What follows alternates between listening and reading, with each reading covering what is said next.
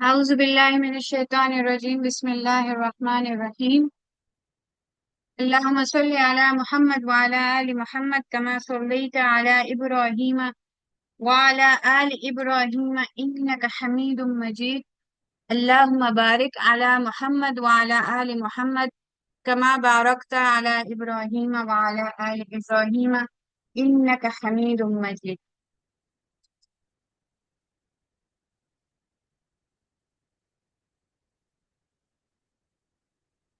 ہر بار کی طرح آج بھی ہم اسی حدیث سے جو ہے وہ لیکچر کا یا اس سیشن کا جو ہے وہ سٹارٹ کریں گے. نبی کریم صلی اللہ علیہ وآلہ وسلم نے ارشاد فرمایا کہ تم میں سے کسی شخص میں تب تک ایمان داخل نہیں ہو سکتا یا وہ تب تک ایمان والا نہیں ہو سکتا جب تک اس کے والد اور اس کی اولاد اور تمام لوگوں سے زیادہ اس کے دل میں میری محبت نہ ہو جائے. اس حدیث میں اطاعت بھی نہیں، محبت کا ذکر ہے. محبت کا ذکر ہے کہ ہر چیز سے زیادہ، چاہے پیرنٹس ہوں چاہے اولاد ہو، ہر ایک شخص سے زیادہ دنیا میں، چاہے شریک حیات ہو، کوئی بھی انسان ہو جس سے انسان کو محبت کا دعویٰ ہو، اس سے زیادہ محبت جو ہے وہ ہمیں ہونی چاہیے اور ہونی ہی ہے. اگر ہم ایمان کا دعویٰ کرتے ہیں یا ایمان چاہتے ہیں تو ہمیں محمد صلی اللہ علیہ وآلہ وسلم سے وہ کانشیس ایفرٹ جو ہے اور یہ کانشیس ڈیسیژن ہمارا ہونا چاہیے کہ ہم وہ محبت کریں. اور محبت کا سب سے پہلا تقاضا ہوتا ہے اور بنیادی تقاضا ہوتا ہے سیکریفائس کا، قربانی کا. اور قربانی صرف یہ نہیں کہ انسان جوش میں آ کے جان کی قربانی، وہ تو جان آپ پہ قربان ہی ہے، لیکن یہ جو ڈیلی کی قربانیاں ہوتی ہیں نا، ہر ایک فیصلے میں، ہر ایک ایکشن میں، ہر ایک عمل میں، وہ ایک مشکل کام ہے. وہ ڈسپلن قائم کرنا، وہ ایک بہت ہی مشکل کام ہے کہ آپ روزانہ کے فیصلوں میں آپ یہ سوچیں، روزانہ کے عمل میں یہ سوچیں اور وہ نئے ہیبٹس، وہ نئے اعمال کرنے کی کوشش کریں جو کہ سیرت کے مطابق ہوں، جو کہ نبی کریم صلی اللہ علیہ وآلہ وسلم سے محبت کا تقاضا ہو کہ ہم اس پر خود بنیں، اپنی اولاد کو بنائیں، اپنے گھروں کو بنائیں اور ایونچولی پھر ہمارا معاشرہ بھی اسی طرح بنے گا. آج کا جو سیشن ہے، ہم نے لاسٹ سیشن کا کوئی تھوڑا سا سمرائز اس کو کرے گا کہ کیا اس میں ہم نے کیا تھا؟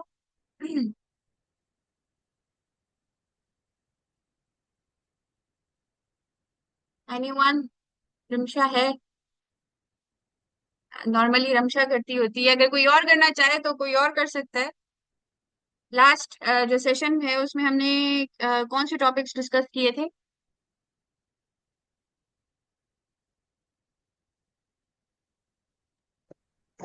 نبی پاک صلی اللہ علیہ وسلم پہ جو وحی کا نزول ہوا تھا وہ سب پڑھا تھا. جی جی، ڈاکٹر سعدیہ ہیں. السلام علیکم. اچھا،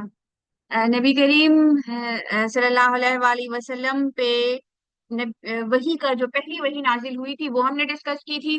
اور اس سے پہلے تحنس کی وہ جو حدیث تھی وہ ہم نے پڑھی تھی کہ وہ غار ہرا جاتے تھے، اس کے بارے میں کیا کہتے ہیں علماء کہ وہ جو ہے وہاں پر کیوں جاتے تھے، وہ کس طرح کی عبادت ہوتی تھی. وہ ہم نے ڈفرینٹ علماء کا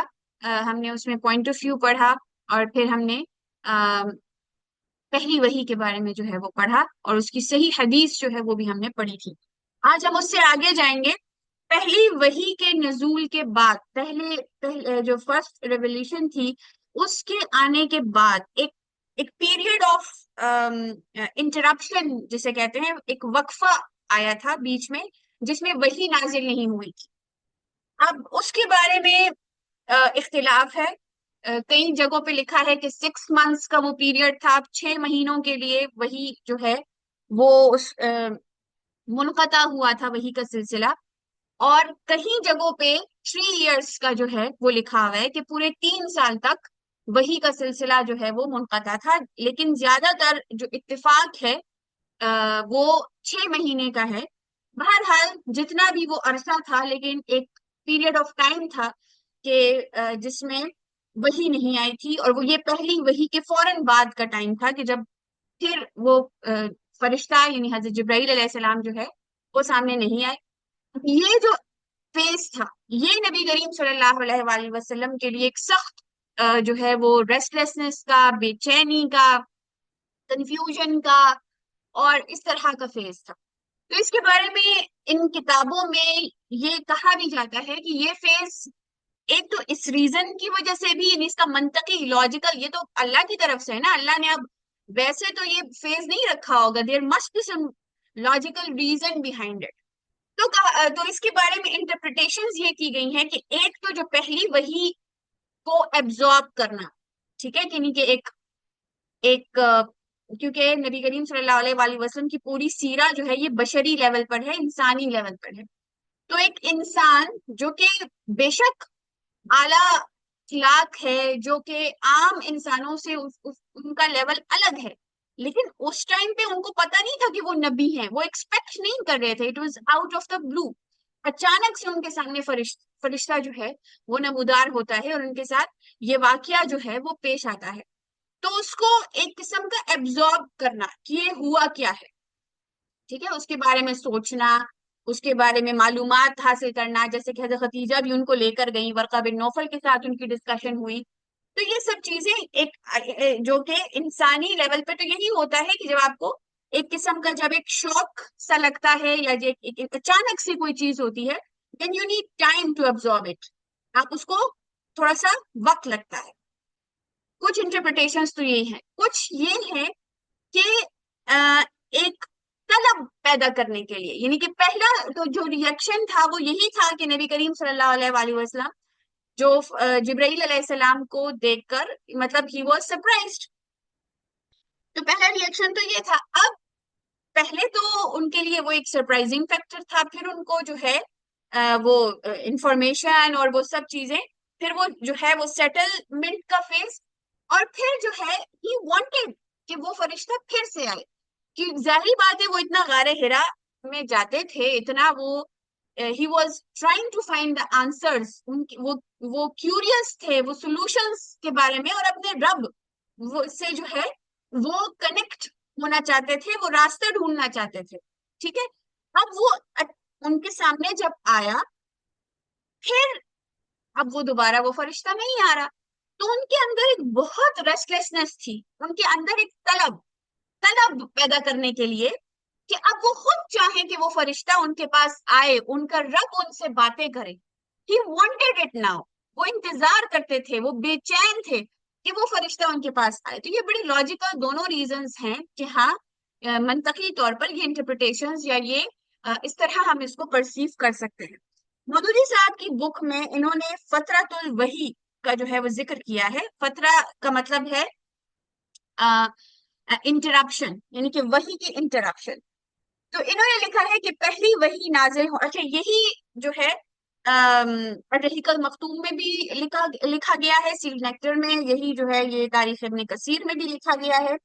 اور یہی جو ہے ڈاکٹر اسرار کی بک میں بھی لکھا گیا ہے. لیکن یہاں پہ میں الفاظ جو ہیں وہ فی الحال مودودی صاحب کے جو ہے یہاں پہ کیونکہ جہاں پہ مجھے کنسائز اور اوتھینٹک جس بک میں لگے گا تو میں اس کو جو ہے یہاں پر بیان کر دیا کروں گی، لیکن اس پہ تمام بک کا جو ہے وہ ایک مطلب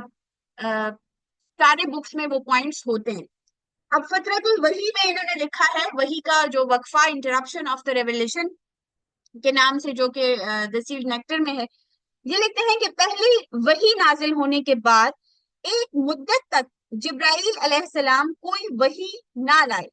اور اس پر آپ صلی اللہ علیہ وآلہ وسلم کا رنج و غم اتنا ہی بڑھتا چلا گیا جتنی یہ مدت طویل ہوتی گئی، حتیٰ کہ آپ بے خودی کے عالم میں کبھی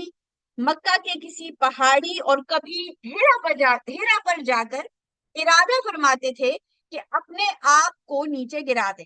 اس حالت میں جبکہ آپ صلی اللہ علیہ وآلہ وسلم کسی پہاڑ کے کنارے کا رخ کر رہے تھے، آپ صلی اللہ علیہ وآلہ وسلم نے آسمان سے ایک آواز سنی اور آپ ٹھہر گئے. نظر اٹھا کر دیکھا تو جبرائیل آسمان و زمین کے درمیان کرسی پر بیٹھے نظر آئے، اور انہوں نے کہا کہ اے محمد صلی اللہ علیہ وآلہ وسلم، آپ یقیناً اللہ کے رسول ہیں اور میں جبرائیل ہوں. ابن سعد نے اس کا قصہ حضرت عبداللہ بن عباس سے، اور ابن جریر نے اپنی تفسیر، اور عبد الرزاق نے اپنی المصنف میں امام زہری سے نقل کیا ہے۔ بخاری اور مسلم اور مسند احمد میں بھی اس کی تفصیلات مذکور ہیں۔ امام زہری کی روایت یہ ہے، ایک مدت تک رسول اللہ صلی اللہ علیہ وآلہ وسلم پر وحی کا نزول بند رہا، اور اس زمانے میں آپ پر اس قدر شدید غم کی کیفیت طاری رہی کہ بعض اوقات آپ صلی اللہ علیہ وآلہ وسلم پہاڑوں کی چوٹیوں پر چڑھ کر اپنے آپ کو گرا دینے کے لیے آمادہ ہو جاتے تھے، لیکن جب کبھی آپ کسی چوٹی کے کنارے پر پہنچتے، جبرائیل علیہ السلام نمودار ہو کر آپ صلی اللہ علیہ وآلہ وسلم سے کہتے کہ آپ اللہ کے نبی ہیں، اور اس سے آپ صلی اللہ علیہ وآلہ وسلم کے دل کو سکون ہو جاتا تھا، اور وہ اضطراب کی کیفیت دور ہو جاتی تھی۔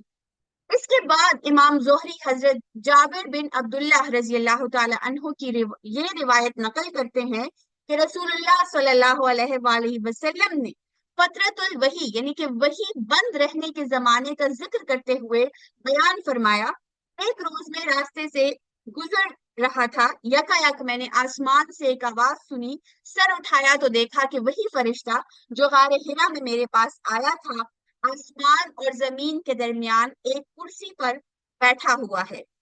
میں یہ دیکھ کر سخت وحشت زدہ ہو گیا، اور گھر پہنچ کر میں نے کہا مجھے اڑاؤ، مجھے اڑاؤ۔ چنانچہ گھر والوں نے مجھ پر لحاف یا کمبل اڑا دیا۔ اس وقت اللہ نے وہی نازل کی، یعنی کہ پھر یہ جب ریزیوم ہو گیا نا سلسلہ دوبارہ، اس کا پھر آگے ذکر ہے۔ لیکن یہ جو ایک انٹرپشن کا آف دا کا جو سلسلہ ہے، اور یہاں پہ یہ جو واقعہ ہے یہ صحیح حدیث میں بھی ملتا ہے، یہ میں نے صحیح بخاری سے یہ حدیث ہے، اس کا انٹرنیشنل نمبر ہے 6982، اور یہ بالکل صحیح حدیث ہے۔ یہ کافی طویل حدیث ہے، اس میں شروع میں پہلی وحی کا پورا ذکر ہے، جو کہ ہم نے لاسٹ ٹائم بھی پڑھا تھا، کہ کس طرح پہلی وحی نازل ہوئی، اور پھر یہ دیکھیں اوپر سارا ورقہ بن نوفل کا جو ہے وہ سارا لکھا ہوا ہے۔ پھر اس سے آگے ہم اس کو پڑھتے ہیں، یعنی کہ ورقہ نے پھر نبی کریم صلی اللہ علیہ وآلہ وسلم کو بتایا کہ یہ وہی فرشتہ ہے جو موسیٰ علیہ السلام پر آیا تھا، کاش میں اس وقت جوان ہوتا جب مطلب نبی کریم صلی اللہ علیہ وآلہ وسلم کو کہتے ہیں کہ جب آپ کو آپ کی قوم نکال دے گی، اور نبی کریم صلی اللہ علیہ وآلہ وسلم نے پوچھا کیا یہ مجھے نکال دیں گے؟ ورقہ نے کہا کہ ہاں، جب بھی کوئی نبی اور رسول وہ پیغام لے کر آیا جس سے لے کر آپ آئے ہیں تو اس کے ساتھ دشمنی کی گئی، اور اگر میں نے تمہارے وہ دن پا لیے تو میں تمہاری بھرپور مدد کروں گا۔ لیکن کچھ ہی دنوں بعد ورقہ کا انتقال ہو گیا اور وحی کا سلسلہ کٹ گیا۔ ٹھیک ہے، یہاں پہ یہ مینشن ہے وحی کا سلسلہ کٹ گیا، اور حضرت صلی اللہ علیہ وآلہ وسلم کو اس کی وجہ سے اتنا غم تھا کہ آپ نے کئی مرتبہ پہاڑ کی بلند چوٹی سے اپنے آپ کو گرا دینا چاہا، لیکن جب بھی آپ کسی پہاڑ کی چوٹی پر چڑھے تاکہ اس پر سے آپ اپنے آپ کو گرا دیں، تو جبریل علیہ السلام آپ کے سامنے آ گئے اور کہا کہ یا محمد، آپ یقیناً اللہ کے رسول ہیں۔ اس سے حضرت صلی اللہ علیہ وآلہ وسلم کو سکون ہوتا اور آپ واپس آ جاتے، لیکن جب وہی زیادہ دنوں تک رکی رہی تو آپ نے ایک مرتبہ اور ایسا ارادہ کیا، لیکن جب پہاڑ کی چوٹی پر چڑھے تو جبریل علیہ السلام سامنے آئے اور اسی طرح کی بات پھر کہی۔ ٹھیک ہے، تو یہ صحیح حدیث میں مینشن ہے یہ اس حدیث کا۔ اچھا، آپ لوگوں کے پاس جن کے پاس اسلام 360 کا ایپلیکیشن ہے اس کو یوز کرتے ہیں وہ تو ٹھیک ہے، جن کو ہو سکتا ہے کسی کو اس کے بارے میں پتہ نہ ہو تو اسلام 360 ایپ ضرور ڈاؤن لوڈ کریں۔ اس میں قرآن کی میکسیمم جو تفاسیر ہیں جو کہ پاکستان کے حوالے سے یا استاد نعمان کے یا ڈفرینٹ جو مشہور تفاسیر ہیں وہ اس میں مینشن ہے۔ صحیح حدیث یہ جو ساتوں بکس ہیں حدیث کی وہ سب مینشن ہے اس میں، صحیح سب کچھ جو ہے وہ لکھا ہوتا ہے، اور یہ اوتھینٹک ہے، علماء ریکمینڈڈ ہے، اور یہ میں اس کو کافی عرصے سے یوز کر رہی ہوں اور بہت یہ ہیلپ کرتا ہے۔ آپ کہیں پہ بھی آپ آسانی سے کچھ بھی ریسرچ کر سکتے ہیں، کچھ بھی قرآن کا انتہائی ڈیٹیل میں جو ہے وہ پڑھ سکتے ہیں. ڈفرنٹ ایک ہی آیت کی ڈفرنٹ تفاسیر ایک ٹائم پہ پڑھ سکتے ہیں. تو یہ میں نے یہ جو یہاں پہ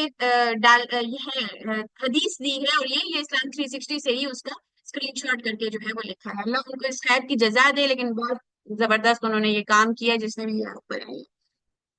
اچھا، اب جو ہے وحی کا سلسلہ دوبارہ سے جڑتا ہے. اور سیکنڈ وحی میں جو آیات نازل ہوتی ہیں وہ سورہ مدثر کی ابتدائی آیات جو ہیں وہ نازل ہوتی ہیں. اسی طرح اس طرح یعنی کہ جو ہم نے اینڈ میں پڑھا نا کہ نبی کریم صلی اللہ علیہ وآلہ وسلم نے پھر فرمایا کہ میں راستے میں سے گزر رہا تھا کہ یک میں نے آسمان سے ایک آواز سنی، سر اٹھایا تو دیکھا کہ وہی فرشتہ جو غار حرا میں میرے پاس آیا تھا آسمان اور زمین کے درمیان ایک کرسی پر بیٹھا ہوا ہے. میں یہ دیکھ کر سخت وحشت زدہ ہو گیا اور گھر پہنچ کر میں نے کہا مجھے اوڑھاؤ، مجھے اوڑھاؤ. چنانچہ گھر والوں نے مجھ پر لحاف یا کمبل اڑا دیا. اس وقت اللہ نے وحی نازل کی، یا ایھا المدثر. پھر لگاتار مجھ پر وحی کا نزول شروع ہو گیا، اور اس کے بعد بلا کسی انٹرپشن کے وحی جو ہے وہ آتی رہی. تو سیکنڈ وحی میں پھر سورہ مدثر کی ابتدائی آیات جو ہیں وہ نازل ہوئی. Okay, so Rimsha has commented کہ AI feature of Islam 360 is amazing. Yes, it's great. اچھا جی، اس طرح فترۃ الوحی کا زمانہ ختم ہوا اور سورہ مدثر کی ابتدائی 7 آیات نازل ہوئی جن میں حضور صلی اللہ علیہ وآلہ وسلم کو منصب رسالت پر مامور کر کے وہ ضروری ہدایات دی گئیں جو اس منصب کے فرائض ادا کرنے کے لیے درکار تھی. یہاں اس فرق کو اچھی طرح سمجھ لینا چاہیے کہ سورہ علق کی پہلی 5 آیات صرف یہ، یعنی کہ جو پہلی وحی میں سورہ علق کی پہلی 5 آیات نازل ہوئی تھی تو وہ صرف یہ ظاہر کرتی تھی کہ آپ پر نزول وحی کا آغاز ہو گیا ہے اور آپ اللہ تعالیٰ کی طرف سے نبی بنا دیے گئے ہیں. اب سورہ مدثر کی ان آیات میں آپ صلی اللہ علیہ وآلہ وسلم کو نبوت کے ساتھ ساتھ فریضہ رسالت بھی سونپ دیا گیا اور حکم دیا گیا کہ آپ صلی اللہ علیہ وآلہ وسلم اٹھ اس فرض کو ادا کرنا شروع کر دیں. ان آیات کے متعلق بعض روایات میں تو یہاں تک کہا گیا ہے کہ یہی قرآن مجید کی اولین آیات ہیں. چنانچہ بخاری، مسلم، ترمذی اور مسند احمد وغیرہ میں حضرت جابر بن عبداللہ انصاری سے ان کی صراحت منقول ہوئی ہے. لیکن امت میں یہ بات قریب بالاتفاق مسلم ہے کہ سب سے پہلے اقرا بسم ربک الذی خلق سے معلم یعلم تک 5 آیات نازل ہوئی تھی. اس کے بعد جو ہے وہ زمانہ فترہ یعنی کہ وہی بند رہنے کا زمانہ جو ہے وہ آیا، اور اس کے بعد پھر سورہ مدثر کی آیات جو ہیں یہ نازل ہوئی. اس طرح وحی کا سلسلہ اثر نو شروع ہو گیا. اب یہ آیات جو ہیں، ٹھیک ہے، جو کیا ہیں فرسٹ 7 آیات. بسم اللہ الرحمن الرحیم. یا ایھا المدثر قم فانذر وربک فکبر وثیابک فطہر والرجز فہجر ولا تمنن تستکثر ولربک فاصبر. اب ہم اس کو تھوڑا سا ہم اس کو ڈیٹیل سے دیکھتے ہیں. وہ ہدایات جو اس سورہ میں دی گئی. اب سورہ مدثر کی ان آیات کو ملاحظہ کیجیے اور دیکھیے کہ ان میں کیا ہدایات دی گئی ہیں. اب سب سے پہلی جو آیت ہے، یا ایھا المدثر، اے اوڑھ لپیٹ کر لیٹنے والے، ٹھیک ہے، یا چادر میں لپٹنے والے، اس ایک کپڑے میں لپٹنے والے. مدثر کا یہی مطلب ہے. اس موقع پر رسول اللہ صلی اللہ علیہ وآلہ وسلم کو یا ایھا الرسول یا ایھا النبی کہہ کر مخاطب کرنے کی بجائے یا ایھا المدثر کہہ کر کیوں مخاطب کیا گیا ہے؟ چونکہ حضور صلی اللہ علیہ وآلہ وسلم یکایک جبرائیل علیہ السلام کو آسمان و زمین کے درمیان ایک کرسی پر بیٹھے دیکھ کر ہیبت زدہ ہو گئے تھے، اور اسی حالت میں گھر پہنچ کر آپ صلی اللہ علیہ وآلہ وسلم نے اپنے اہل خانہ سے فرمایا تھا کہ مجھے اوڑھاؤ، مجھے اوڑھاؤ. اس لیے اللہ تعالیٰ نے آپ کو یا ایھا المدثر کہہ کر خطاب فرمایا. اس لطیف طرز خطاب سے خود بخود یہ مفہوم نکلتا ہے کہ اے میرے پیارے بندے، تم اوڑھ لپیٹ کر لیٹ کہاں گئے؟ تم پر تو ایک کار عظیم کا بار ڈالا گیا ہے جسے انجام دینے کے لیے تمہیں پورے عزم کے ساتھ اٹھ کھڑا ہونا چاہیے. یعنی کہ بہت ہی خوبصورت طریقے سے، بہت لطیف طریقے سے اللہ نے اپنے محبوب نبی کریم صلی اللہ علیہ وآلہ وسلم کو مخاطب جو ہے وہ کیا ہے. سیکنڈ آیت ہے قم فانذر، قم اٹھو، کھڑے ہو جاؤ، فانذر اور لوگوں کو خبردار کرو، ان کو وارن کرو. یہ اسی نوعیت کا حکم ہے جو حضرت نوح علیہ السلام کو نبوت کے منصب پر معمور کرتے ہوئے دیا گیا تھا. یعنی کہ انذر قومک من قبل ان یأتیہم عذاب علیم، اپنی قوم کے لوگوں کو ڈرا دو قبل اس کے کہ ان پر ایک دردناک عذاب آ جائے. یہ سورہ نوح کی آیت ہے. اس آیت کا مطلب یہ ہے کہ یہ جو سیکنڈ آیت ہے قم فانذر، کہ اے اوڑ لپیٹ کر لیٹنے والے اٹھو، اور تمہارے گرد و پیش خدا کے جو بندے خواب غفلت میں پڑے ہوئے ہیں ان کو چونکا دو، انہیں اس انجام سے ڈراؤ جس سے یقیناً وہ دو چار ہوں گے اگر اسی حالت میں مبتلا رہے. انہیں خبردار کر دو کہ وہ کسی اندھیر نگری میں نہیں رہتے ہیں جس میں وہ اپنی مرضی سے جو کچھ چاہے کرتے رہیں اور ان کے کسی عمل کی کوئی باز پرس نہیں ہوگی. پھر وَثِيَابَكَ فَطَهِّرْ، اور اپنے پروردگار کی تکبیر کہو، سوری وَرَبَّكَ فَكَبِّرْ، اور اپنے پروردگار کی تکبیر کہو. یہ ایک نبی کا اولین کام ہے جسے اس دنیا میں اسے انجام دینا ہوتا ہے. اس کا پہلا کام ہی یہ ہے کہ جاہل انسان جہاں جن جن کی بڑائی مان رہے ہیں ان سب کی نفی کر دے اور ہانکے پکارے دنیا بھر میں یہ اعلان کر دے کہ اس کائنات میں بڑائی ایک خدا کے سوا کسی اور کی نہیں ہے. یہی وجہ ہے کہ اسلام میں کلمہ اللہ اکبر کو سب سے زیادہ اہمیت دی گئی ہے. اذان کی ابتدا ہی اللہ اکبر کے اعلان سے ہوتی ہے. نماز میں بھی مسلمان اللہ اکبر کہہ کر داخل ہوتا ہے اور بار بار اللہ اکبر کہہ کر اٹھتا اور بیٹھتا ہے. جانور کے گلے پر چھری بھی پھیرتا ہے تو بسم اللہ اللہ اکبر کہہ کر پھیرتا ہے. نعرہ تکبیر آج ساری دنیا میں مسلمانوں کا سب سے زیادہ نمایاں امتیازی شعار ہے، کیونکہ اس امت کے نبی نے اپنا کام ہی اللہ کی تکبیر سے شروع کیا تھا.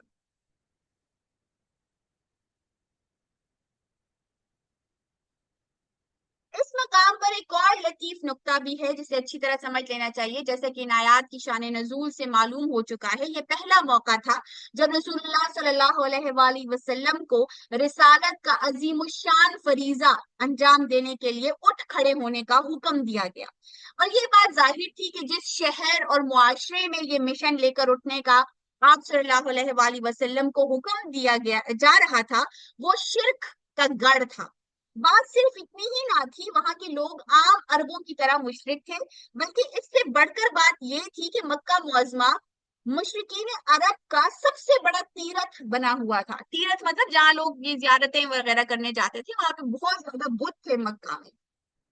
اور قریش کے لوگ اس کے مجاور تھے. ایسی جگہ کسی شخص کا تنہا تنہا اٹھنا اور شرک کے مقابلے میں توحید کا علم بلند کر دینا بڑے جان جھوکوں کا کام تھا. اسی لیے اٹھو اور خبردار کرو کے بعد فوراً ہی یہ فرمانا کہ اپنے رب کی بڑائی کا اعلان کرو اپنے اندر یہ مفہوم بھی رکھتا ہے کہ جو ہولناک طاقتیں اس کام میں تمہیں مزاحم نظر آتی ہیں ان کو ذرا پرواہ نہ کرو اور صاف صاف کہہ دو کہ میرا رب ان سب سے بڑا ہے جو میری اس دعوت کا راستہ روکنے کے لیے کھڑے ہو سکتے ہیں. یہ بڑی سے بڑی ہمت افزائی ہے جو اللہ کا کام شروع کرنے والے کسی شخص کی جا سکتی ہے. اللہ کی کبریائی کا نقشہ اور اس کا نقش جس آدمی کے دل پر گہرا جمع ہوا ہو وہ اللہ کی خاطر اکیلا ساری دنیا سے لڑ جانے میں بھی ذرا برابر ہچکچاہٹ محسوس نہیں کرے گا. اور میرے خیال میں اس سبق کا تو آج کل ہمیں سب سے زیادہ اس کی ضرورت ہے جو کچھ چل رہا ہے.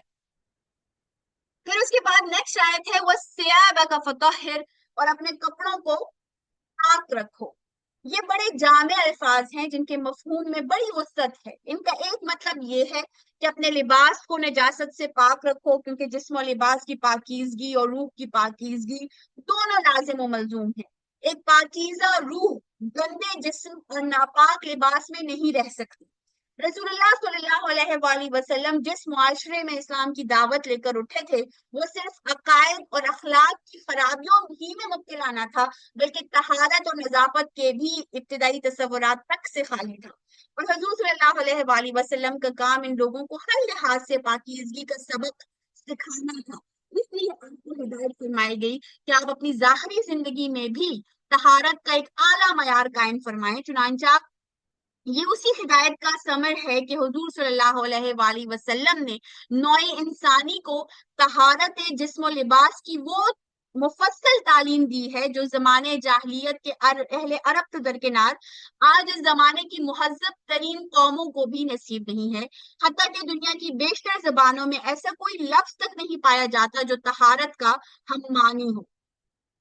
دوسرا مفہوم ان الفاظ کا یہ ہے کہ اپنا لباس صاف ستھرا رکھو۔ راہبانہ تصورات نے دنیا میں مذہبیت کا معیار یہ قرار دے رکھا تھا کہ آدمی جتنا زیادہ میلا کوچیلا ہو اتنی ہی زیادہ وہ مقدس ہوتا ہے۔ ٹھیک ہے، ابھی آپ کی ویسٹرن اس میں تو ہپیز اور یہ چیزیں ابھی تک ہیں، جتنا میلا کوچیلا ملنگ کوئی گھوم رہا ہوتا ہے اتنا ہی اس کو جو ہے تو وہ اس کو بزرگ بنا دیتے ہیں، اس کو اللہ مطلب خدا والا جو ہے وہ بنا دیتے ہیں۔ اگر اچھا اس دور میں بھی ایسے ہی تھا، اس دور میں بھی ایسے ہی سمجھا جاتا ہے یہ تو ملنگ آدمی ہے۔ اب ویسے ہمارے گھروں میں بھی یہ بات یوز ہوتی ہے، مجھے مطلب مجھے تو پرواہ نہیں ہوتی اپنے کپڑوں کی، اپنے اس کی کوئی پرواہ نہیں ہوتی۔ لوگ فخریہ جو ہے وہ کہہ رہے ہوتے ہیں کہ میں تو بڑے سادہ طبیعت کا ہوں، تو اس ٹائم پہ بھی ایسا ہی تھا۔ اگر کوئی ذرا اجلے کپڑے ہی پہن لیتا تو سمجھا جاتا تھا کہ وہ دنیا دار انسان ہے۔ حالانکہ انسانی فطرت میل کوچیل سے نفرت کرتی ہے، اور شائستگی کی معمولی حس بھی جس شخص کے اندر موجود ہو وہ صاف ستھرے انسان ہی سے مانوس ہوتا ہے۔ اسی بنا پر اللہ کے راستے کی طرف دعوت دینے والے کے لیے یہ بات ضروری قرار دی گئی کہ اس کی ظاہری حالت بھی ایسی پاکیزہ اور نفیس ہونی چاہیے کہ لوگ اسے عزت کی نگاہ سے دیکھیں اور اس کی شخصیت میں کوئی ایسی کثافت نہ پائی جائے جو کہ لوگوں کو اس سے متنفر کرے۔ اچھا، پھر تیسرا مفہوم اس ارشاد کا یہ ہے کہ اپنے لباس کو اخلاقی عیوب سے پاک رکھو۔ تمہارا لباس صاف ستھرا اور پاکیزہ تو ضرور ہو، مگر اس میں فخر و غرور، ریا اور نمائش، ٹاٹ باٹ، شان و شوکت کا شائبہ تک نہ ہونا چاہیے۔ لباس تو اولین چیز ہے جو آدمی کی شخصیت کا تعارف لوگوں سے کراتی ہے۔ جس قسم کا لباس کوئی شخص پہنتا ہے اس کو دیکھ کر لوگ پہلی نگاہ میں ہی اندازہ کر لیتے ہیں کہ وہ کس قسم کا آدمی ہے۔ رئیسوں اور نوابوں کے لباس، مذہبی پیشہ وروں کے لباس، متکبر اور برخود غلط لوگوں کے لباس، چھچورے اور کمزرف لوگوں کے لباس اور آوارہ لوگوں کے لباس، سب اپنے پہننے والوں کے مزاج کی نمائندگی کرتے ہیں۔ اللہ کی طرف بلانے والے کا مزاج ایسے سب لوگوں سے فطرتاً مختلف ہوتا ہے، اس لیے اس کا لباس بھی ان سب سے لازماً مختلف ہونا چاہیے۔ اس کو ایسا لباس پہننا چاہیے جسے دیکھ کر ہر شخص یہ محسوس کرے کہ وہ ایک شریف اور شائستہ انسان ہے جو نفس کی کسی برائی میں مبتلا نہیں ہے۔ چوتھا مفہوم اس کا یہ ہو سکتا ہے کہ اپنا دامن پاک رکھو۔ اردو زبان کی طرح عربی زبان میں بھی پاک دامنی کے ہم معنی الفاظ اخلاقی برائیوں سے پاک ہونے اور عمدہ اخلاق سے آراستہ ہونے کے لیے استعمال کیے جاتے ہیں۔ ابن عباس رضی اللہ تعالی عنہ، ابراہیم نخفی، شعبی، عطا، مجاہد، قتادہ، مختلف یہ جو ہیں علماء ہیں، اکابر ہیں، مفسرین ہیں، انہوں نے اس آیت کا یہی مطلب بیان کیا ہے کہ اپنے اخلاق پاکیزہ رکھو اور ہر قسم کی برائیوں سے بچو۔ عربی محاورے میں کہتے ہیں کہ اس کا ترجمہ ہے فلاں شخص کے کپڑے پاک ہیں اور اس کا دامن پاک ہے۔ اس سے مراد یہ ہوتی ہے کہ اس کے اخلاق اچھے ہیں۔ اس کے برعکس جو ہے وہ ایک محاورہ عربی میں استعمال ہوتا ہے جس کا ترجمہ ہے اس شخص کے کپڑے گندے ہیں، اور مطلب یہ ہوتا ہے کہ وہ ایک بد معاملہ آدمی ہے، اس کے قول و قرار کا کوئی اعتبار نہیں ہے۔ تو کافی تفصیلاً ہم نے اس پہ گفتگو کی ہے، اور یہ صرف دیکھیں خوبصورتی ان آیات کی کہ ابھی جب یہ کوئی سیلف ہیلپ بک بھی کوئی پڑھتا ہے نا، کوئی سائیکولوجیکل یا انٹلیکچوئل کوئی پوڈ کاسٹ بھی سنتا ہے تو اس میں بھی یہی چیزیں ہوتی ہیں۔ آپ کی کمیونیکیشن اچھی ہو، آپ کی پریزنٹیشن اچھی ہو، تو کتنی خوبصورت اس میں آیات ہے نا کہ ویسے اگر کوئی روانی میں پڑھے تو بندہ کہے گا کہ اب اتنی امپورٹنٹ اوکیزن ہے، پہلی مرتبہ حکم مل رہا ہے، اس میں کپڑوں کا مطلب اتنا معمولی سی بات کا ذکر، لیکن اس کے پیچھے کتنی بڑی سائیکالوجی اور فلسفی ہے کہ جب آپ کسی بھی انسان سے ملتے ہیں تو پہلا امپریشن، پھر اس کے پیچھے اتنی اگر آپ نے کہیں پڑھا ہو تو ڈپریشن اور ان چیزوں کے بارے میں بھی کہا جاتا ہے کہ اگر آپ نے مینٹل ہیلتھ کو اپنا ٹھیک رکھنا ہے تو اپنے صفائی کا خیال رکھیں، اپنے کپڑوں کو، اپنے جو ڈینٹل ہے یا جو بھی، اپنے جتنا آپ صاف ستھرے رہیں گے اتنا آپ کا مینٹل آپ اچھا فیل کریں گے، دوسرے آپ کی موجودگی میں اچھا فیل کریں گے، اور آپ کی مینٹل گروتھ اور ہیلتھ اچھی ہوتی ہے۔ تو قرآن جو ہمارا کریٹر ہے، تو ان کے الفاظ اس مطلب کتنی خوبصورت، اس میں سائنس، فلسفی، سائیکالوجی، ہر چیز کا جو ہے وہ مل جاتا ہے۔ پھر ہے وَالرُّجْزَ فَاهْجُرْ، اور گندگی سے دور رہو۔ گندگی سے مراد ہر قسم کی گندگی ہے، خواہ وہ عقائد و خیالات کی ہو، اخلاق و اعمال کی، جسم و لباس، رہن سہن کی۔ مطلب یہ ہے کہ تمہارے گرد و پیش سارے معاشرے میں طرح طرح کی جو گندگیاں پھیلی ہوئی ہیں ان سب سے اپنا دامن بچا کر رکھو۔ پھر وَلَا تَمْنُنْ تَسْتَكْثِرْ، اور احسان کوئی احسان اس نیت سے نہ کرو کہ زیادہ وصول کر سکو۔ ان الفاظ کے مفہوم میں اتنی وسعت ہے کہ کسی ایک فقرے میں ان کا ترجمہ کر کے پورا مطلب ادا نہیں کیا جا سکتا۔ ان کا ایک مفہوم یہ ہے کہ جس پر بھی احسان کرو بے غرضہ نہ کرو، تمہاری عطا اور بخشش اور سخاوت اور حسن سلوک محض اللہ کے لیے ہو، اس میں کوئی شائبہ اس خواہش کا نہ ہو کہ اس احسان کے بدلے میں تمہیں کسی قسم کے دنیوی فوائد حاصل ہوں۔ بالفاظ دیگر اللہ کے لیے احسان کرو، فائدہ حاصل کرنے کے لیے کوئی احسان نہ کرو۔ دوسرا مفہوم یہ ہے کہ نبوت کا جو کام تم کر رہے ہو یہ اگرچہ اپنی جگہ ایک بہت بڑا احسان ہے کہ تمہاری بدولت خلق خدا کی ہدایت ان کو نصیب ہو رہی ہے، مگر اس کا کوئی احسان لوگوں پر نہ جتاؤ اور اس کا کوئی فائدہ اپنی ذات کے لیے حاصل نہ کرو۔ تیسرا مفہوم یہ ہے کہ تم اگرچہ ایک بہت بڑی خدمت انجام دے رہے ہو مگر اپنی نگاہ میں اپنے عمل کو کبھی بڑا عمل نہ سمجھو، اور کبھی یہ خیال تمہارے دل میں نہ آئے کہ نبوت کا یہ فریضہ انجام دے کر اور اس کام میں جان لڑا کر تم اپنے رب پر کوئی احسان کرنا۔ قرآن جو ہے نا یہ صرف اس وقت کے لیے نہیں تھا، یہ آخرت یہ جو ہر شخص پہ اس کی موت تک، پھر جو بھی قیامت تک، ٹھیک ہے، مطلب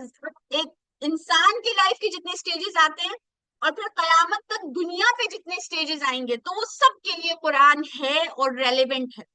اب یہ جو ہدایات ہے نا وَلَا تَمْنُنْ تَسْتَكْثِرْ، اور یہ جتنی بھی ہم نے آیات پڑھی، تو یہ کہا تو نبی کریم صلی اللہ علیہ وآلہ وسلم کو جا رہا ہے، لیکن یہ ہمیں بھی کہا جا رہا ہے کہ اگر ہم دین کی خدمت کر رہے ہیں یا دین کے دائی ہیں یا اگر ہم کسی کو اچھے راستے کی طرف بلا رہے ہیں اور ہم یہ غرور میں مبتلا ہو جائیں کہ بھائی آنا ہے تو آؤ، میں تو ایک احسان ہی کر رہا ہوں تم پہ، نہیں آنا تو تمہارا اپنا نقصان ہے، اور میں اس غرور اور اس طرح تو اس سے منع کیا گیا ہے کہ کوئی احسان اس نیت سے نہ کرو کہ زیادہ ہو گیا، اگر میں کسی اس طرح کا کروں اور پھر میں اس سے اپنے دنیاوی فائدے لینے چاہوں، تو اس میں ہمارے لیے بھی جو ہے وہ ایک لیسن ہے۔ پھر وَلِرَبِّكَ فَاصْبِرْ، اور اپنے پروردگار کی خاطر صبر سے کام لو، یعنی یہ کام جو آپ کے سپرد کیا جا رہا ہے بڑے جان جوکھوں کا کام ہے، اس میں سخت مصیبتیں اور مشکلات اور تکلیفوں سے جو ہے وہ سامنا پیش آئے گا۔ آپ اپنی قوم یہ جو ہے وہ آپ کی وہ دشمن ہو جائے گی، سارا عرب آپ کے خلاف سفارا ہو جائے گا، مگر جو کچھ بھی اس راہ میں پیش آئے اپنے رب کی خاطر اس پر صبر کرنا اور اپنے فرض کو پوری ثابت قدمی اور مستقل مزاجی کے ساتھ انجام دینا۔ اور یہ پھر ہم انشاءاللہ آگے سیرہ میں پڑھیں گے کہ کن کن مصائب کا جو ہے وہ نبی کریم صلی اللہ علیہ وآلہ وسلم نے جو ہے وہ سامنا کیا۔ تو یہ پہلی 7 آیات ہیں سورہ مدثر کی، اور یہ باقاعدہ طور پر پہلا حکم ہے جو کہ نبی کریم صلی اللہ علیہ وآلہ وسلم کو بطور پیغمبر بطور رسول جو ہے وہ دیا گیا۔ اس کے بعد باقاعدہ طور پر نبوت کا پیریڈ جو ہے یہ شروع ہوتا ہے۔ نبوت کا جو ٹوٹل پیریڈ ہے یہ ہے 23 ایئرس، 23 سال کا، جس کو ہم ڈیوائڈ کرتے ہیں 2 فیزز میں۔ ایک فیز آ جاتا ہے مکہ میں اور ایک فیز آ جاتا ہے مدینہ میں۔ مکہ میں 13 سال کا فیز ہے 13 ایئرس کا، اور مدینہ میں 10 ایئرس کا۔ مکہ کے جو 13 سال ہیں اس میں بھی جو پہلے 3 سال کا دور ہے تو وہ اعلانیہ تبلیغ جو ہے وہ نہیں کی گئی تھی، وہ زیادہ تر بکس مطلب الرحیق المختوم میں، مودودی صاحب کی بک میں، تاریخ ابن کثیر میں، سب کتابوں میں اس کو خفیہ تبلیغ کا دور کہا گیا ہے کہ ابتدا کے جو 3 سال تھے وہ خفیہ تبلیغ جو ہے وہ کی گئی، جبکہ ڈاکٹر اسرار نے اس کو خفیہ تو نہیں کہا، خفیہ کا ورڈ انہوں نے باقاعدہ طور پر مینشن کیا کہ میں اس کو خفیہ نہیں کہوں گا، لیکن وہ کہہ رہے تھے کہ اعلان بھی نہیں کیا گیا، ٹھیک ہے، مطلب علل اعلان پوری قوم کو بتایا بھی نہیں گیا، صرف جو ہے وہ کلوز جو لوگ تھے ان کو پتا تھا، اور ایک سے دوسرے، دوسرے سے تیسرے، اس طرح جو ہے وہ اس طرح تبلیغ جو ہے وہ ہوتی رہی۔ باقاعدہ طور پر اعلانیہ تبلیغ جو ہے وہ 3 سال کے بعد جو ہے وہ ہوئی۔ اب ہم پہلا جو اس کا ہے فرسٹ فیز ہے خفیہ تبلیغ کا 3 سالہ دور، ہم اس کو سب سے پہلے جو ہے وہ ہم اسٹڈی کریں گے۔ اچھا، اس کے بارے میں ڈاکٹر اسرار جو ہیں وہ کہتے ہیں کہ ابتدائی 3 سال تک دعوت و تبلیغ اس سطح پر ہوئی ہے کہ صرف اپنے قریب ترین لوگ ہی اس دعوت کے مخاطب رہے ہیں۔ تو وہ کہتے ہیں کہ لفظ خفیہ کا استعمال کرنا تو درست نہیں ہوگا، خفیہ بات وہاں کوئی نہیں تھی، البتہ ڈنکے کی چوٹ بھی نہیں تھی، علل اعلان نہیں تھی، ذاتی تعلقات کی بنا پر دعوت اندر ہی اندر پھیل رہی تھی۔ آپ صلی اللہ علیہ وآلہ وسلم کی اہلیہ محترمہ حضرت خدیجہ الکبریٰ رضی اللہ تعالی عنہا سب سے پہلے ایمان لانے والی تھی، سب سے پہلے جو مسلمان ہوا مرد عورت دونوں میں، وہ حضرت خدیجہ رضی اللہ تعالی عنہا تھی، فرسٹ مسلم وداؤٹ اینی، اس پہ کوئی اختلاف نہیں ہے، جو سب سے پہلے نبی کریم صلی اللہ علیہ وآلہ وسلم پر ایمان لے کر آئیں، اللہ کی وحدانیت کو مانا اور نبی کریم صلی اللہ علیہ وآلہ وسلم کو مانا، وہ خدیجہ تھی۔ اور پھر یہ 4 نام جو ہے نا، حضرت خدیجہ رضی اللہ تعالیٰ عنہ، حضرت علی رضی اللہ تعالیٰ عنہ، حضرت زید بن حارثہ رضی اللہ تعالیٰ عنہ، حضرت ابوبکر صدیق رضی اللہ تعالیٰ عنہ، یہ 4 پہلے مسلمان تھے۔ تو حضرت خدیجہ تو سب سے پہلے تھی۔ اب یہ جو باقی 3 حضرات ہیں، ان کے بارے میں حتمی طور پر نہیں کہا جا سکتا کہ دوسرے نمبر پہ کون تھا، تیسرے نمبر پہ کون تھا، لیکن ہاں یہ 4 ہی سب سے پہلے وہ لوگ تھے جو کہ ایمان لے کر آئے، جو سب سے پہلے جو ہے وہ مسلمان ہو گئے، اور ان 4 میں بھی جو سب سے پہلے مسلمان ہوا وہ حضرت خدیجہ رضی اللہ تعالی عنہا جو ہے وہ تھی۔ اور اس کی تفصیلات تو ہم باقاعدہ طور پر جانتے ہیں کہ جب پہلی وحی نازل ہوئی تو حضرت خدیجہ رضی اللہ تعالی عنہا کتنی کام تھی، بلکہ انہوں نے تسلی دی محمد صلی اللہ علیہ وآلہ وسلم کو، اور وہ باقاعدہ ان کو اپنے کزن کے پاس لے کے گئی۔ اچھا، خدیجہ پہ میں نے ایک بک پڑھی تھی، وہ ایک Turkish P H D doctor ہیں، ان کا نام اب آتھر کا مجھے بھولا ہوا ہے، لیکن انہوں نے حضرت خدیجہ پہ بک لکھی ہے، تو اس میں انہوں نے کہا ہے کہ حضرت خدیجہ کی وہ بہت انٹلیکچوئل ٹائپ خاتون تھی، تو ان کی پہلے سے اسٹڈی تھی، مطلب اس کتاب میں انہوں نے لکھا ہے کہ شادی سے بھی پہلے سے ان کی اس طرح کی ڈسکشنز تھی ورقہ بن نوفل کے ساتھ بھی، اور ان کو ایک انتظار سا تھا کہ وہ مطلب نبی کے بارے میں بھی پتا تھا کہ نبی جو ہے ان کا ظہور ہوگا، اور ان کو کافی انفارمیشن جو ہے وہ تھی، اور اسی لیے اس کتاب میں اس جو آتھر ہے، میں بک میں یہ گروپ میں پھر اس کتاب کا میں شیئر کروں گی، تو انہوں نے اس کتاب میں لکھا ہے کہ ان کو نبی کریم صلی اللہ علیہ وآلہ وسلم کو جب انہوں نے شادی کا جو پروپوزل بھی بھیجا تھا، تو وہ بھی ان کے بیک آف دا مائنڈ میں یہ تھا کہ وہ شخص ہے جو کہ ان ساری کوالٹیز پر پورا اترتا ہے، اور اسی لیے جب پہلی وحی بھی نازل ہوئی تو she was not surprised, she was kind of expecting this. Now all this is written in that book جو کہ ٹرکش، اور وہ کافی فیمس بک ہے، اور ایک ٹرکش پی ایچ ڈی، اور کافی پتلی سی کتاب ہے لیکن بہت اچھی کتاب ہے، اس میں اوتھینٹک کی باقی جتنی بھی میں نے انفارمیشن دوسری کتابوں میں پڑھی ہے وہ تو اس میں اوتھینٹک ہی لکھی ہے، لیکن کیونکہ صرف حضرت خدیجہ کے بارے میں ہے تو انہی کے بارے میں کافی ڈیٹیل سے لکھا گیا ہے، لیکن اس میں انہوں نے یہ مینشن کیا ہے، اب واللہ عالم کہ شاید ایسا ہو، لیکن حضرت خدیجہ کے مسلمان ہونے کی ہمیں پتا ہے کہ وہ کس طرح وہ ایمان لے کر آئیں۔ پھر آ جاتے ہیں حضرت علی رضی اللہ تعالیٰ عنہ. ان کے متعلق حافظ ابن کثیر نے البدایہ والنہایہ میں ابن اسحاق کی روایت اور بلازری نے واقدی کی روایت نقل کی ہے کہ جب حضور صلی اللہ علیہ وآلہ وسلم اور حضرت خدیجہ رضی اللہ تعالیٰ عنہا نے خفیہ طریقے سے نماز پڑھنی شروع کی تو اس کے ایک دن بعد حضرت علی رضی اللہ تعالیٰ عنہ نے ان کو حالت نماز میں دیکھ لیا. پوچھا یہ کیا ہے؟ حضور صلی اللہ علیہ وآلہ وسلم نے فرمایا یہ اللہ کا دین ہے جس کو اس نے اپنے لیے پسند فرمایا ہے اور جس کے ساتھ اس نے اپنے رسول بھیجے ہیں. لہٰذا میں تمہیں دعوت دیتا ہوں کہ اللہ وحدہ لا شریک کو مانو اور اس کی عبادت کرو اور رات و عزا کا انکار کر دو. حضرت علی رضی اللہ تعالیٰ عنہ جو اس وقت 10 سال کے تھے انہوں نے عرض کیا کہ یہ ایسی بات ہے جو آج سے پہلے میں نے کبھی نہیں سنی تھی. میں فیصلہ نہیں کر سکتا جب تک اپنے والد سے نہ پوچھ لوں. حضور صلی اللہ علیہ وآلہ وسلم اس وقت یہ نہیں چاہتے تھے کہ آپ صلی اللہ علیہ وآلہ وسلم کا یہ جو راز ہے قبل از وقت ظاہر ہو جائے، اس لیے آپ صلی اللہ علیہ وآلہ وسلم نے فرمایا اگر تم قبول نہیں کرتے تو اس بات کو مخفی رکھو. اس رات حضرت علی رضی اللہ تعالیٰ عنہ نے جو ہے وہ تھوڑا سا وہ ہیزیٹیٹ کیا، توقف کیا، پھر اللہ نے ان کے دل میں اسلام ڈال دیا اور صبح انہوں نے حاضر ہو کر پوچھا کہ کل آپ صلی اللہ علیہ وآلہ وسلم نے میرے سامنے کیا بات پیش فرمائی تھی. حضور صلی اللہ علیہ وآلہ وسلم نے فرمایا یہ کہ تم گواہی دو کہ اللہ وحدہ لا شریک کے سوا کوئی معبود نہیں ہے اور لات و عزا کا انکار کر دو اور اللہ کے سوا دوسرے شریکوں سے قطع تعلق کر دو. حضرت علی رضی اللہ تعالیٰ عنہ نے فوراً اسے قبول کر لیا، لیکن ابو طالب کے خوف سے اپنا اسلام مخفی رکھا. البتہ وہ بھی حضور صلی اللہ علیہ وآلہ وسلم کے ساتھ نماز پڑھنے لگے.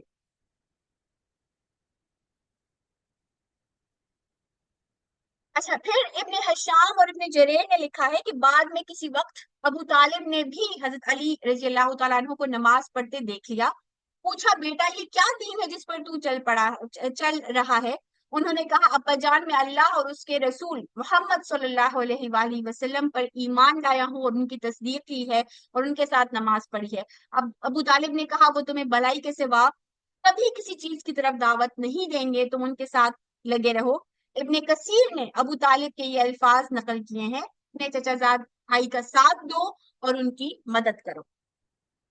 حضرت ابو بکر صدیق رضی اللہ تعالیٰ عنہ کے متعلق زرقانی نے شرح مواہب میں لکھا ہے کہ وہ حضرت خدیجہ کے بھتیجے حکیم بن حزام کے ہاں بیٹھے ہوئے تھے. اتنے میں حضرت حکیم کی لونڈی ان کے پاس آئی اور اس نے کہا کہ آپ کی پھوپھی آج کہہ رہی تھی، مطلب حضرت خدیجہ کا وہ کہہ رہے تھے نا کہ حضرت خدیجہ کا ذکر وہ کر رہی تھی کہ آپ کی پھوپھی آج کہہ رہی تھی کہ ان کے شوہر حضرت موسیٰ کی طرح نبی ہے جنہیں اللہ نے بھیجا ہے. یہ سنتے ہی حضرت ابو بکر صدیق رضی اللہ تعالیٰ عنہ سیدھے رسول صلی اللہ علیہ وآلہ وسلم کے پاس پہنچے اور یہ معلوم کرتے ہی تو لوٹنے کا بیان صحیح تھا بلا تعامل ایمان لے آئے. ابن اسحاق نے عبداللہ بن الحسین تمیمی سے یہ روایت نقل کی ہے کہ رسول اللہ صلی اللہ علیہ وآلہ وسلم نے فرمایا کہ میں نے جس کے سامنے بھی اسلام پیش کیا اس نے کچھ نہ کچھ تردد کیا اور سوچا، مگر ابو بکر سے جو ہی میں نے اس کا ذکر کیا انہوں نے کوئی تردد نہ کیا، جو تسلیم کرنے میں ذرا سی دیر بھی نہیں لگائی. حضرت زید بن حارثہ رضی اللہ تعالیٰ عنہ کے متعلق کوئی تفصیل جو ہے اس کا ذکر نہیں ہے کہ وہ کیسے ایمان لائے. 15 سال سے وہ حضور صلی اللہ علیہ وسلم کے ساتھ تھے. ضرور ہے کہ حضور صلی اللہ علیہ وآلہ وسلم خدیجہ رضی اللہ تعالیٰ عنہا کو انہوں نے بھی نماز پڑھتے دیکھا ہوگا اور یہی ان کے اسلام لانے کا سبب جو ہے وہ بنا ہوگا. اچھا، پھر سید سلمان ندوی اور سبلی نعمانی کی بک میں کچھ پوائنٹس جو ہیں وہ مینشن ہیں اور یہ امپورٹنٹ پوائنٹس ہیں، اس لیے میں نے ان کو یہاں پہ باقاعدہ طور پر ان پیجز کو یہاں پہ ڈالا بھی ہے. اور اس میں وہ کہتے ہیں کہ یہ تاریخ اسلام کا ایک بڑا اہم مسئلہ ہے کہ اسلام کیوں کر پھیلا. مخالفین نے اس کا ذریعہ تلوار بتایا ہے. اس مسئلے پر مفصل یعنی کہ تفصیل سے بحث کتاب کے دوسرے حصوں میں بھی آئے گی، لیکن ایک خاص پہلو پر یہی نگاہ ڈال لینی چاہیے، یعنی یہ کہ اوائل یعنی کہ شروع میں اسلام جبکہ اسلام لانا جان و مال سے ہاتھ دھونا تھا، کون لوگ اور کس قسم کے لوگ ایمان لائے، یعنی کہ جو سابقین اولین تھے یہ کون لوگ تھے، یہ کس قسم کے لوگ تھے. تو اس پہ انہوں نے ایک انالیسس سے کیا ہے، اس کے پوائنٹس دیے ہیں.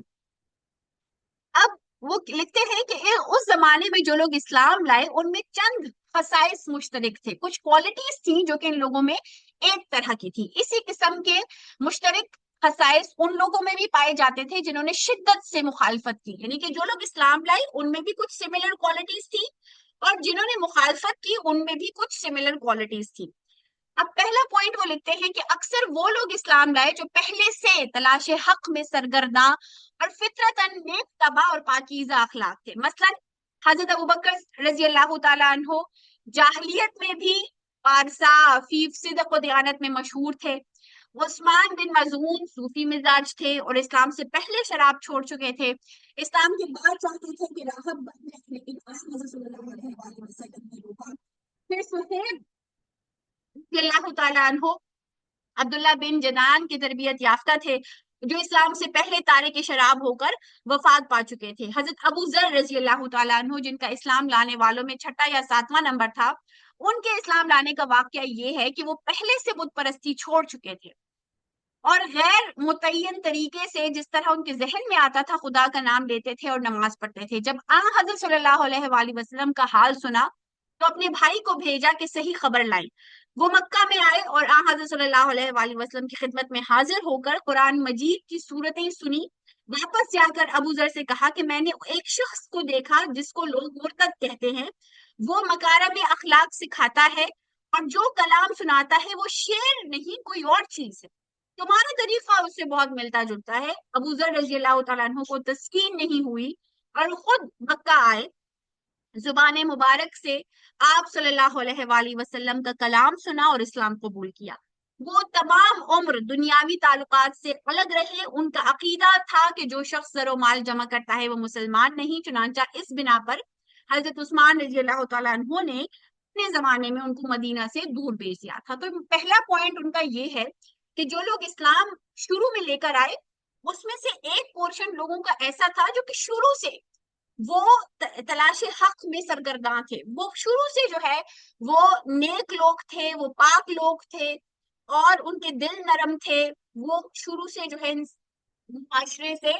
اور اس کی گندگی سے تنگ آئے ہوئے لوگ تھے اور وہ شروع سے اپنے رب کو تلاش کر رہے تھے. تو جیسے ہی ان کو یہ پیغام ملتا ہے وہ فوراً جو ہے وہ مسلمان ہو گئے تھے. اب دوسرے سیکنڈ پوائنٹ، اب ایک پورشن کس طرح کے لوگوں کا تھا. بعض صحابہ رضی اللہ اجمعین ایسے تھے جو احناف کے تربیت یافتہ تھے. حنفاء کا ہم نے پڑھا تھا نا شروع کے کسی ایک سیشن میں ہم نے پڑھا تھا کہ حنفاء یعنی کہ جو دین ابراہیمی کو مانتے تھے. ٹھیک ہے، دین ابراہیمی کا جو بھی ہزاروں سال جو کہ گزر چکے تھے، تو جو بھی ان کو پورشن جتنا بھی ان تک پہنچا تھا تو وہ حنفاء تھے. تو ایسے صحابہ تھے جو کہ احناف کی تربیت یافتہ تھے، یعنی وہ لوگ جو زمانے اسلام سے پہلے بت پرستی ترک کر چکے تھے اور اپنے آپ کو حضرت ابراہیم علیہ السلام کا پیرو کہتے تھے، لیکن اس اجمالی اعتقاد کے سوا اور کچھ نہیں جانتے تھے اور اس لیے تلاش حق میں سرگرداں تھے. انہی میں زید بھی تھے جن کا ذکر اوپر گزر چکا ہے. ہم نے سیشن میں بھی پڑھا تھا، حضرت زید کا ہم نے پڑھا تھا کہ وہ اچھا انہوں نے یہاں پہ لکھا ہوا ہے ویسے انہوں نے حضرت صلی اللہ علیہ وآلہ وسلم کی بعثت سے 5 برس پہلے وفات پائی، لیکن ان کے صاحبزادے سعید موجود تھے. وہ باپ کے ارشادات سن چکے تھے. حضرت صلی اللہ علیہ وآلہ وسلم سے ملے تو ان کو وہ رہنما ہاتھ آ گیا جس کی جستجو میں ان کے باپ دنیا سے چلے گئے اور وہ تک سرگشتہ تھے. یعنی جو سعید بن زید ہے نا جو کہ حضرت عمر کے بہنوئی بھی ہیں، تو ان کے جو فادر تھے زید، تو انہوں نے پوری عمر اپنی حق کی تلاش میں گزاری تھی اور اپنے رب کی تلاش میں گزاری تھی اور وہ دین ابراہیمی کو ماننے والے تھے. اور وہ نبی کریم صلی اللہ علیہ وآلہ وسلم کی نبوت سے 5 برس پہلے جو ہے ان کا انتقال ہو گیا تھا. اور ان کے بارے میں کہا بھی جاتا ہے کہ وہ امت میں ان کا شمار جو ہے وہ ہوگا. اچھا، اکثر ایسے تھے، مثلا اب تھرڈ پوائنٹ آ گیا ہے، یہ امر سب میں مشترک تھا کہ یہ لوگ قریش کے مناصب اعظم میں سے کوئی منصب نہیں رکھتے تھے، بلکہ اکثر ایسے تھے مثلا عمار رضی اللہ تعالیٰ عنہ، خباب رضی اللہ تعالیٰ عنہ، ابو فقیہ رضی اللہ تعالیٰ عنہ، صہیب رضی اللہ تعالیٰ عنہ وغیرہ، جن کو دولت و جاہ کے دربار میں جگہ بھی نہیں مل سکتی تھی. چنانچہ حضرت صلی اللہ علیہ وآلہ وسلم ان لوگوں کو لے کر حرم میں جاتے تھے تو جو قریش کے رؤسائے قریش ہیں، جو قریش کے رئیس لوگ ہیں، وہ ہنس کر کہتے تھے، اب یہ سورہ انعام میں اس کا ذکر بھی ہے اور اس کا ترجمہ ہے کہ یہی وہ لوگ ہیں جن پر خدا نے ہم لوگوں کو چھوڑ کر احسان کیا ہے، یعنی کہ معاشرے کا جو پسا ہوا طبقہ تھا، ٹھیک ہے، جو غلام تھے، جو پسا ہوا طبقہ تھا، جن کو پہلے تو ہم نے 2 پورشنز پڑھے نا کہ جو نیک لوگ تھے، اب ان میں امیر لوگ بھی ہیں، غریب لوگ بھی ہیں، ہر طرح کے لوگ تھے، لیکن جو خاص طور پر معاشرے کا جو پسا ہوا طبقہ تھا نا، ان کو بہت اسلام اپیل کیا، کیونکہ اسلام ایکوالٹی کی بات کرتا ہے۔ تو وہ مسلمان ہوئے، اور جب ان لوگوں کو لے کر نبی کریم بعد میں جب اعلان ہو گیا تھا اور سب کچھ سامنے تھا، تو جب ان لوگوں کو لے کر نبی کریم صلی اللہ علیہ وآلہ وسلم حرم میں جاتے تھے، تو جو قریش کے سردار تھے وہ مذاق اڑاتے تھے، اور وہ غرور اور تکبر اور فخر سے کہتے تھے کہ یہ وہ لوگ ہیں جن پر خدا نے ہم لوگوں کو چھوڑ کر احسان کیا ہے، ٹھیک ہے۔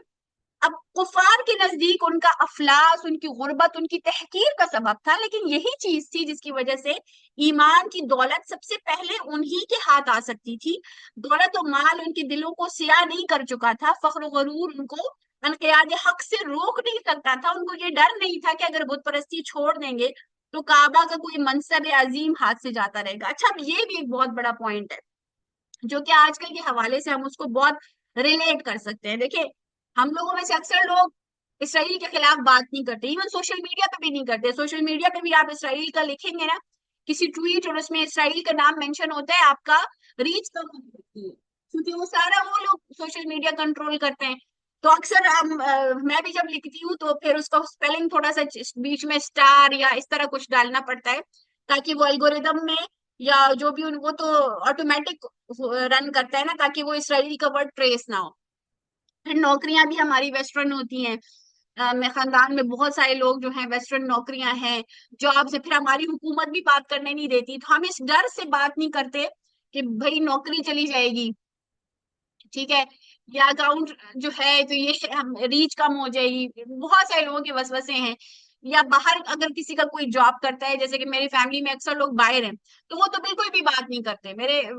کہ ان کو ڈر ہی ہوتا ہے ان کی کنٹریز میں، حالانکہ بڑے بڑے ملکوں میں وہ ہیں، لیکن وہاں پہ رہ کے بھی وہ قید ہیں، وہ فلسطین کے حق میں آواز نہیں اٹھا سکتے، حالانکہ وہاں کے ویسٹرنرز اٹھاتے ہیں کیونکہ وہ تو وہاں کے فرسٹ ڈگری سٹیزنز ہیں نا، تو ان کو تو وہ کچھ نہیں کہہ سکتے، لیکن اگر کوئی امیگرینٹ فلسطین کا نام لیتا ہے یا اسرائیل، تو جاب خطرے میں پڑ جاتی ہے۔ تو یہ وہاں پہ بھی یہی پوائنٹ تھا کہ اگر کوئی کعبے کا بہت بڑے منصب پہ، آپ سوچیں وہ مسلمان ہو جائے، وہ ایمان لے آئے، تو جب وہ ایمان لے آئے گا تو بس پھر تو اس کو قربانیاں بھی دینی پڑیں گی، پھر اس کو مصیبتیں بھی جھیلنی پڑیں گی، سب اس کے خلاف ہو جائیں گے۔ تو بہت سارے لوگ جو امیر طبقہ ہوتا ہے یا جو کہ اس طرح پاور سیکٹر کا طبقہ ہوتا ہے، ان کی یہ بھی مطلب مجبوری کیا کہیں، ان میں یہ بھی چیز ہوتی ہے کہ وہ پاور کو ہاتھ سے جانے نہیں دینا چاہتے، یا پھر وہ دنیاوی چیز کو ہاتھ سے جانے نہیں دینا چاہتے، اس لیے وہ ایمان نہیں لاتے۔ تو یہاں پہ بھی اس کا ذکر ہے کہ جو پسا ہوا طبقہ ہوتا ہے ان کی تو یہ مجبوری ہی نہیں ہوتی، وہ سب سے آزاد طبقہ ہوتا ہے، ان کو کیا کسی نے نوکری سے نکالنا ہے اور کیا ان کا کچھ کرنا ہے۔ ہاں، سب سے زیادہ مصیبتیں بھی اسی نے جھیلی، کیونکہ وہ آلریڈی پٹ رہا ہوتا ہے امیر طبقے سے، وہ آلریڈی استحصال کا شکار ہوتا ہے، تو وہ تو ان کو تو لبرٹی ملتی ہے اس میں، تو انہوں نے دھڑا دھڑ اسلام جو ہے وہ قبول بھی کیا۔ لیکن یہ جو اعلیٰ اوپر کے طبقے کے لوگ ہوتے ہیں، اس میں بھی بہت سارے لوگوں نے جو نیک سیرت لوگ تھے انہوں نے اسلام قبول کیا، لیکن اکثر سردار اور وہی جو منکر ہوتے ہیں، یہ دنیا ان کے دل کو کالا کر چکی ہوتی ہے، دنیا کی محبت اور اس کی وجہ سے پاور اور طاقت اور اس کی وجہ سے وہ کبھی بھی حق کو تسلیم نہیں کرتے، اور اس کی بہت ساری ایگزامپلز ہمیں آج بھی اپنی لائف میں ملتی ہیں، اس کو سمجھنا اتنا مشکل نہیں ہے۔ اچھا، ان کو یہ ڈر نہیں تھا کہ اگر بت پرستی چھوڑ دیں گے تو کعبہ کا کوئی منصب عظیم ہاتھ سے جاتا رہے گا، غرض ان کے دل ہر قسم کے زنگ سے پاک تھے اور حق کی شعائیں ان پر دفتن پرتوے افغن ہو سکتی تھی۔ یہی سبب ہے کہ انبیاء علیہ السلام کے ابتدائی پیروکار ہمیشہ نادار اور مفلس لوگ ہوتے ہیں۔ عیسائیت کے ارکان اولین ماہی گیر تھے، حضرت نوح علیہ السلام کے مقربین خاص کی نسبت کفار کو اعلانیہ کہنا پڑا۔ سورہ ہود کی آیت ہے جس کا ترجمہ ہے، اور ہم تو بظاہر یہ دیکھتے ہیں کہ تیری پیروی انہی لوگوں نے کی جو رذیل ہیں، اور ہم تو تم میں کوئی برتری نہیں پاتے، بلکہ ہمارا تو یہ خیال ہے کہ تم سب جھوٹے ہو۔ یہ آیات پڑھ کے انسان کو ڈر بھی لگتا ہے۔ ہم سب کے گھر میں ڈرائیور، میڈز، اور ان لوگوں سے ہمارا واسطہ پڑتا ہے، تو ہمیں پتہ بھی نہیں ہوتا کہ یہ لوگ کتنے خاص لوگ ہوتے ہیں اللہ کے، ٹھیک ہے، تو یا خاص ہو سکتے ہیں. تو اس زمانے میں بھی اسی طرح کے لوگوں نے اسلام جو ہے وہ فوراً قبول کیا. اب یہ نہیں ہے کہ صرف اس طرح کے لوگوں نے قبول کیا، بہت سے طاقتور جیسے کہ حضرت ابوبکر صدیق بہت رئیس آدمی تھے، حضرت عثمان رضی اللہ تعالیٰ عنہ بہت رئیس تھے، پھر حضرت عمر، پھر بہت سارے ایسے نام ہیں جو کہ بہت جو ہے بڑی بڑی فیملی سے جن کا تعلق تھا جو کہ مسلمان ہوئے، لیکن اس طرح کا بھی جو ہے وہ طبقہ تھا جو کہ مسلمان ہوا. اچھا، ٹائم میرے خیال میں پورا ہو چکا ہے. اوکے، ٹائم پورا ہو چکا ہے تو آئی تھنک باقی پھر ہم نیکسٹ سیشن میں کنٹینیو کرتے ہیں. آپ لوگوں کے لیے بھی شاید زیادہ ہو جائے گا کیونکہ آگے سلائیڈز کافی ہیں پھر.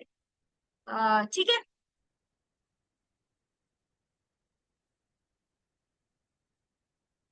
پھر نیکسٹ سیشن میں انشاءاللہ پھر اس سے آگے کنٹینیو کریں گے. کسی نے کوئی بات کرنی ہو، کچھ